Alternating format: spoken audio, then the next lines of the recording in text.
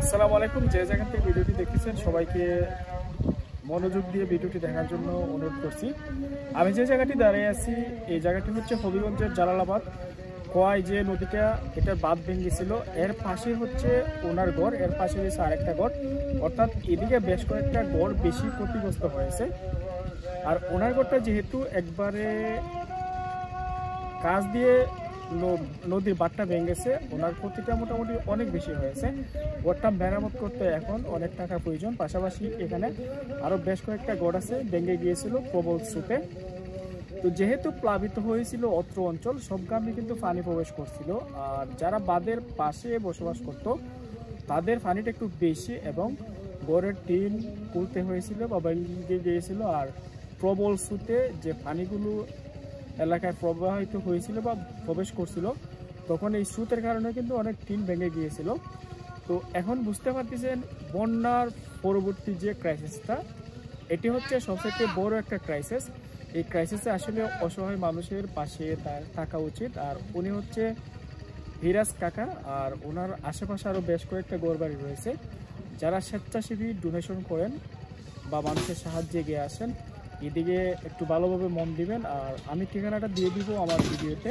আর uncle কিছু কথা বলবো, ওনার কথাটা মনোযোগ দিয়ে শুনুন। দিকে অনেক ক্ষতি হয়েছে। দেখুন যার পাশে যে আমি দিকে যেত সেটার পাশে একটা কথা ছিল, এটা নিয়ে গেছে প্রথমই, এটা প্রথমে নিয়ে গেছে মানুষগুলো আইবারাগুলি এটা প্রথম চলাই। আর যারা রাখছি পাশে যারা আছে দিকে যে রাখছি এটা তুলিটা একটু রোল যত অর্থ হয় হাইট হয়। আর ওই মানে এটা মেলামত করবার কেমতা আমি মনে হবো যে আমার বাকি জীবনে ফালতাম না, কারণ আমার সঞ্চয় করার কোনো লোক নাই, আমার বাচ্চা বাচ্চা শুধু শুধু। আর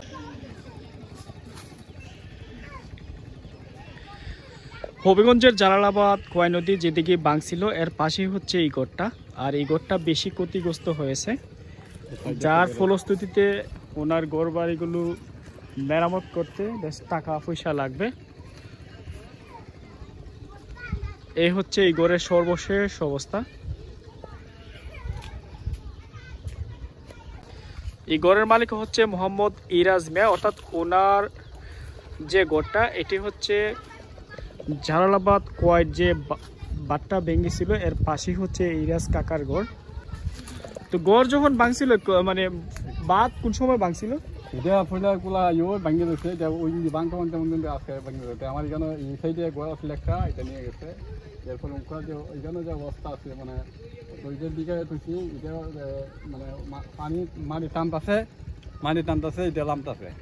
হ্যাঁ, এটা মানে তীর্থ না, অনেক ক্ষতিগ্রস্ত আমি হয়েছি। আমি গরিব মানুষ, আর কি করবো। আমার তো মনে হয় যে এইদিকে সাইন যে সময় পানি দিয়েছি এই সময় তো আমি আর ওই কতগুলো সাংবাদিক আইছি জানি না দেখছে কি না তুলছে।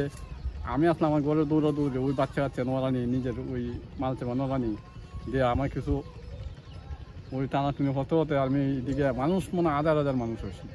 কেউ সাহায্য সহযোগিতা করছে? আমার সাহায্য সহযোগিতা করছে ছাত্র সমাজ এর নাম ওই ছাত্র সমাজে করছে। রাখিবে হে প্রথম আইই আমার একটু সাবাস দিচ্ছে যে মামা কোনো চিন্তা করো না, আমরা আছি তোমার পাশে। হ্যাঁ, আমরা বাড়ি ঘরে তোমার গইরে দিব, কোনো সমস্যা হইতো না, তুমি নিজের নেতা আর সেফ থাকো। আর আমরা দেখতেছি আমরা আরো ভাই তোমরা অবদান তোমার ঘরে মূল্য ভাই আপনার ছেলে মেয়ে কয়জন? আমার 5জন। সবাই কি বড়? রুজি টুজি করেন আপনি? না, রুজি করো না, একটা ছেলে আছে। আপনি খালি রুজি করেন? আমি খুব কিতাব হইয়া চলছি, আমার রুজি বলতে আমি ওই কৃষি কাজ করি হইয়া ওই যাও করি। গড়টা তুলছি, এটা কিস্তি মিস্ত্রি রুইয়া তুলে গড়টা তুলছিলাম কিস্তি মিস্ত্রি হয়ে যাবো। তারপরে গড় মেরামত হইতে কত টাকা লাগবে? গড় মেরামত করে কত টাকা লাগবো? বাঙা করে আম দেবো, অনেক টাকা দরকার। 2 লাখ টাকা 2.5 লাখ টাকা কমিত না। আমি এদিকে বরং লাগবো না, আদম লাগবো, মাটি ফেলানি লাগবো। এই সাইডে যে একটা আছে না, নতুন ভাঙিয়ে যেতে আরো ভাঙবো। এবার চাল দেয়া মাটি মানে ভাঙা আমি কোনো শেষ নাই। যে আমরা তো একটা হইলে তো আমার লাগে বাড়ি, আমার জীবন, বাকি জীবনে আমি পারবো কিনা জানি না। আমার বাচ্চা সকলে কিতা আছে। আপনি যারা বিত্তবান সাহায্য করে তাদের কাছে আবেদন একটু সাহায্য করার জন্য। হ্যাঁ, যারা ওই সাহায্য সহযোগিতা করে তারা তো আমার লাভ দিকে তখন বা পাইয়া তখন তাহলে ওই একটু যোগাযোগ করে দেবো, আমার একটু সাহায্য সহযোগিতা করুন গরিব ব্যাপারে যে বই হোক, কারণ এটা আমি গরিবে পাইলাম। এটাই আমার আবেদন সরকারের কাছেও আমার আবেদন যে আমার ঘরটা দেখতে অবশ্যই তো মানে অন্যান্য বলে গেলে দেখছে দেখা তো হতোই দুনিয়ার মানুষই কোনো হতোই হলতা আমার এই ঘরটা লক্ষ্য দিছে এবং লক্ষ্য হই সবাই আমার দোয়া আছে আমি একমাত্র আমার আল্লাহ ছাড়া জানি না আমার আল্লাহ আমার সহযোগিতা না হতো আমার ইগানো যেমন অত ইগানো দেখা আছে বর্তমানে আপনাদের দেখাইতে পারবো আট আফটানি আছে এখানে যদি একবার আমার কাছে এই জায়গাটা আট আফটানি অন্য হ্যাঁ দুধু আর 5 মিনিট পরে ওই তো ও আল্লাহ আমার বাঁচাইছে আল্লাহ দোয়া আছে আর দেশের মানুষ আমার ভাই খুব কিতা সহযোগিতা মানে আপনার বিটটো ভাঙ গেল হ্যাঁ বিট ভাঙছে এক সাইড ভাঙছে যে সাইড ভাঙছে ওই যে হইলাম না টেঙ্গাটা গাথা ইদা দুই হাতি দাও ভাঙছে ভাঙতে গেছে উনকা ইদা আটলে একটা গলি দেখেছি ওই একটা লাগি এটা ওই একটা লাগি গেছি আর কই ইদেও তো বিটিরা কুস্তা নাই বিটিরা আমায় মাদি নাই গর ই কিতাব বিতে মাদি নাই ওই যে হাই দিতেছে ও কইতেছে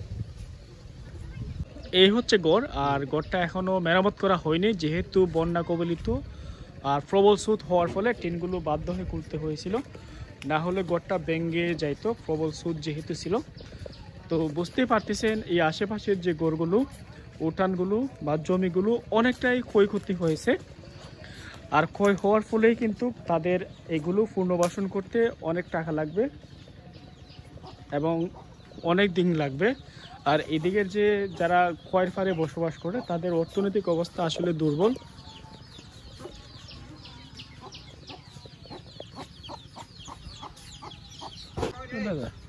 বন্যার পরবর্তী যে চ্যালেঞ্জটা সেটি হচ্ছে পুনর্বাসন এটা আসলে অনেকটাই চ্যালেঞ্জ তো যারা যতটুকু পারেন জালালাবাদের যে কোয়াই বাঁধ এদিকে আসবেন একটু পর্যবেক্ষণ করবেন এবং যার সামর্থ্য যতটুকু আছে সে অনুপাতে সাহায্য সহযোগিতা করবেন পুরো হাটিটাই কিন্তু ক্ষতিগ্রস্ত এবং তাদের সবারই কিন্তু পুনর্বাসনের দরকার সব ঘরের দরকার যে যার মতো করে যতটুকু ভিডিওটি আমি এখানে শেষ করলাম অবশ্যই ভিডিওটি শেয়ার করবেন সবাইকে দেখার সুযোগ করে যে যার মতো করে অসহায় মানুষের পাশে থাকবেন